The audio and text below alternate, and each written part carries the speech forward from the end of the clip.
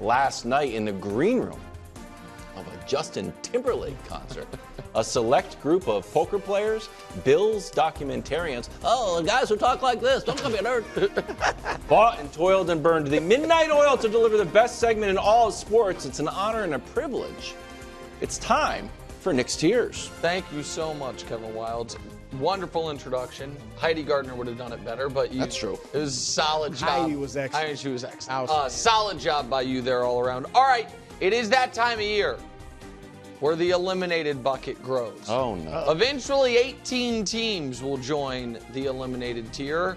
Right now, and we can reveal it, I think, we have 3 new ones. The Patriots and Panthers technically were eliminated a week ago. Metaphorically, were eliminated well before the year started. But this past weekend, the Titans lost, the Browns lost, and the Raiders lost. They have all joined the ranks. So those teams are basically no good.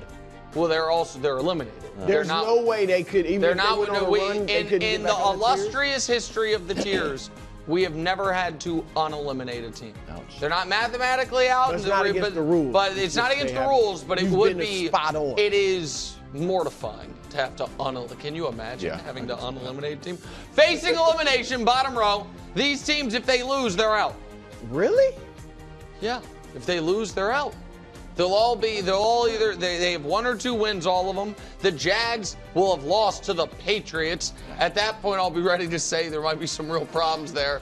The Rams, I like the Rams' talent, but they're so injured. They're coming off the bye. They have 1 win. If they fall to 1-5, they're out. The Saints, it will be their 5th straight loss. And the Giants, the wheels are coming off that bus. They just lost Andrew Thomas, sadly, for the year to a foot injury. I mean, Brian Dable seems to be getting more and more frustrated. They're facing elimination.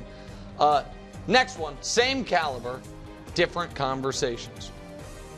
Jet fans are like, how dare you lump us in with what? These other 2-win teams that do one thing really well, that have legitimate some dysfunction, but some talented players. And for the Dolphins, you almost feel bad because they have an excuse. Their quarterback's hurt. For the Cardinals, they have a potentially really good offense, but just not enough talent on defense. And then there's the Jets, who are, of course, the only team of this group to make a panic trade or fire their coach. But no, they deserve to be thought of better than the Cardinals. Why? Why? Because the Jets have beaten the Titans and the Patriots, and the Cardinals, their wins have come against, they did beat the Niners. They have some good ones. Okay, next. Mid. Oh! Or as Brou would say, Brou, what would you say? Common. Common for the count. Common. Brou, like you're right about that, but I did kind of trick you there because I include your Eagles. That middle team should not That be is on correct. Philly deserves as much as Dallas does. And again, it's all a matter of perspective, right? Colts fans are like, all right, that's sweet, true. We'll take it. Like, from mid, right, mid. You got 3 wins. They all have 3 wins. They all have a few blue chip players, but don't have the overall depth of the roster that you can feel great about. The Colts, it's more a question of the quarterback overall than anything else, but that's where they're at. Next, Coach, this is for you. Old school football. We're going to lead with who's the star of our team? Our coach. What's our brand? Toughness. What do we like to do? Run the damn ball or throw it short. Like that. And by the way, it's working. Those teams are 4-2, 3-3, 3-2, like all very viable playoff contenders in the AFC, which going into the year most people thought was going to be the tougher of the 2 divisions or the 2 conferences. Pardon me. But they're just playing kind of a throwback version. Next. Offense has to carry him. Every game you don't score 28, you're probably going to lose. I know the Bengals just won a game not like this, but in general, that's what it's going to have to be. All of these teams have expended their resources and their money on the offensive side of the ball, which means they need that side of the ball to get them their victories. They don't have enough talent on defense. The Seahawks are trying to change that with Mike McDonald, but it hasn't really come around. The Bengals don't have the personnel, and the Falcons, despite the addition of Matthew Judon, Wildes might have been on to something that he wasn't going to be that big of a difference maker for them. Still love the red sleeves, but the offense got to carry them. The games have to matter. Listen, Washington and Tampa Bay must be respected as legitimate contender-adjacent teams.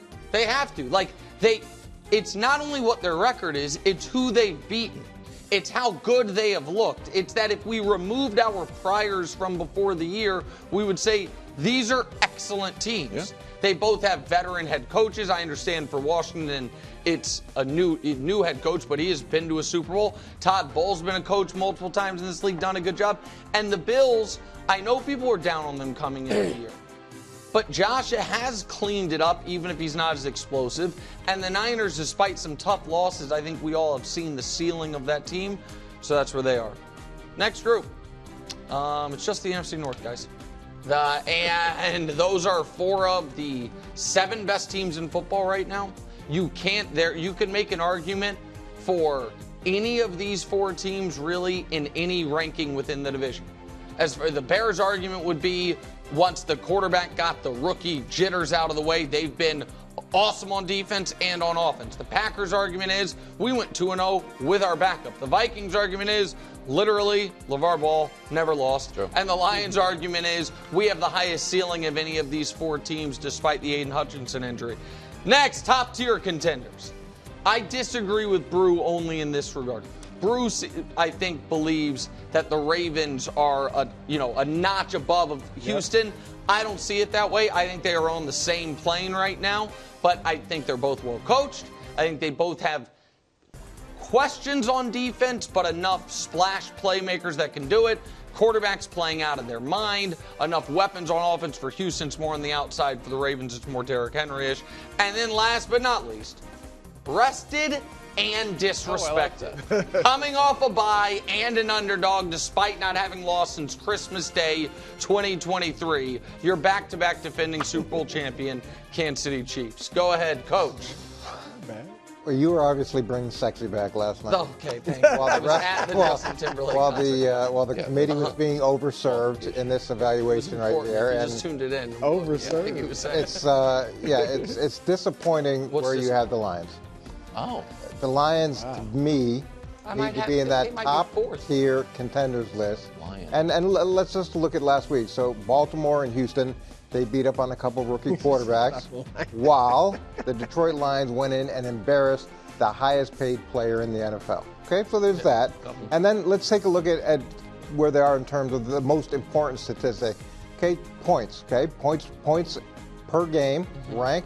Lions are first, Ravens are fourth, Houston's 14th. How about how many points they're allowing?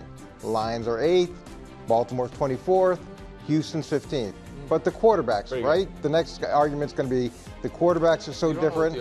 Well, it's probably going to be the quarterbacks. So let's just take a look at where they are in terms of quarterbacks. Completion percentage.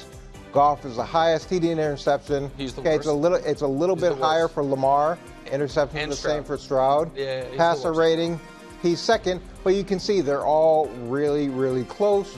So to put Detroit not in the top contender list is obviously a function of you spending your night at a concert as opposed to really digging in and doing the work and trying to figure out where teams belong. Okay, so the personal shots don't need to be taken. Well, I'm just saying.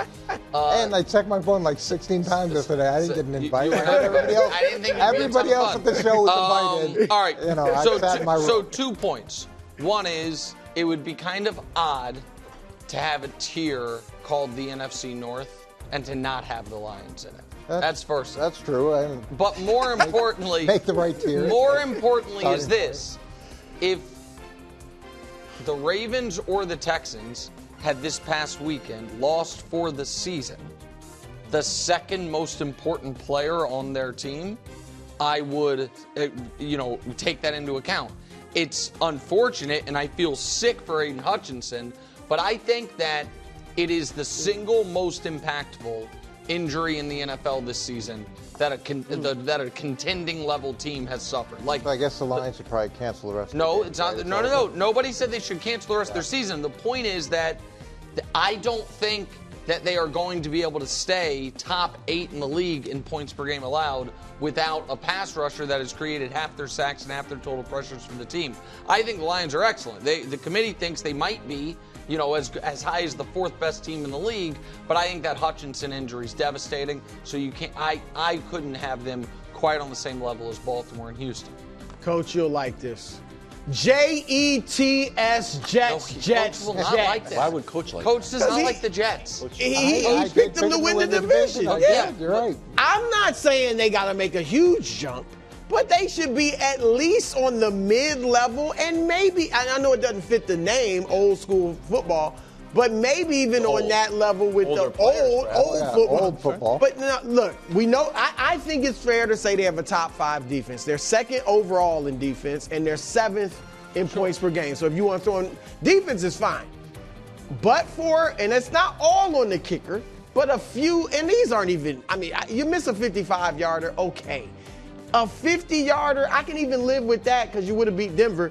But a 32-yarder and a 43-yarder, Rodgers needs to play better, but he just got not only a great receiver, one of the greatest in this era, but his favorite receiver of all time. We see the chemistry he has with Allen Lazard. Video. I mean, they're gonna take off, at least be much better right away. Offense has been the problem. This will open up the run game, which actually got going in the last game. Breece Hall finally went over 100 yards. And then I think, look, Garrett Wilson, I don't know how he feels about this, but it's going to open things up for him because he won't draw the most attention. He won't be double teamed anymore. So I just think the Jets, again, I'm not saying they need to be a contender right now, but they should be up at least you're saying a they've level or earned two. the benefit of the doubt to be considered better than their record. And, Yes. And I'm saying they haven't. Thanks for watching. Subscribe here to get more from the show and to check out clips from other shows on FS1.